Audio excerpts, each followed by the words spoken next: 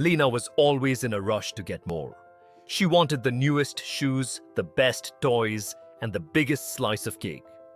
No matter what she had, she always wanted something better. Her parents tried to teach her to be grateful, but Lena didn't understand. Why should I be happy with what I have when there's so much more out there? One evening, after a long day of complaining, Lena's grandfather sat beside her on the porch. He held a small, smooth stone in his hand. "Lena," he said, "do you know the secret of the gratitude stone?" Lena shook her head. "This stone holds a powerful secret," Grandpa whispered. "Whoever carries it and fills their heart with gratitude will find unexpected happiness." Lena's eyes widened. "Is it magic?" Grandpa chuckled. "Only if you let it be." He placed the stone in her palm. "Every day, think of 3 things you're thankful for while holding this. Try it for a week and see what happens." Lena sighed. This sounded silly, but she liked Grandpa's stories, so she decided to try. That night, before bed, Lena picked up the stone. She tried to think of 3 things but struggled. Finally, she muttered, "I have a soft bed. Mom made my favorite pancakes today. My best friend, Sarah, shared her crayons with me." The next morning, she woke up feeling normal, no magic. But she kept trying. Day by day, she listed little things, the way the sun felt on her face, how her dad helped her with homework, or how a stranger held the door open for her.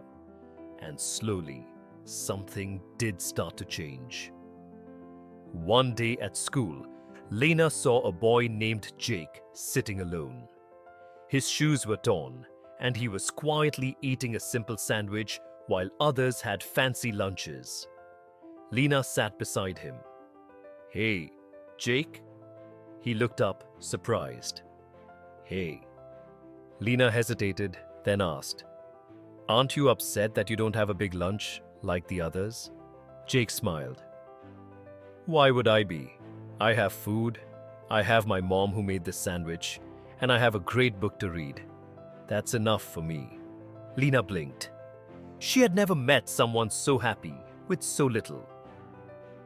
That night, when she held her stone, she thought about Jake. What if happiness wasn't about getting more, but appreciating what you already have? As the week passed, Lena's world felt different. She noticed her mom's tired smile after a long day, but realized it meant her mom worked hard for their family. She saw an old woman struggling with her bags and ran to help, feeling warmth in her heart when she received a grateful nod. She even stopped feeling jealous of her friend's fancy house, realizing her own home was filled with love, laughter, and warmth. One evening, she ran to Grandpa, beaming. "Grandpa, the stone is magic. It made me happier." Grandpa smiled. "Ah, but the magic wasn't in the stone, Lena. The magic was in you all along. The stone just helped you see it." Lena gasped. She had been tricked, but in the best way. From that day on, Lena still wished for things, but she never forgot to be grateful for what she had. And strangely, the more she appreciated, the more life gave her in return. Moral of the story: happiness isn't about getting more. It's about appreciating what you already have. Gratitude is the real magic that changes everything.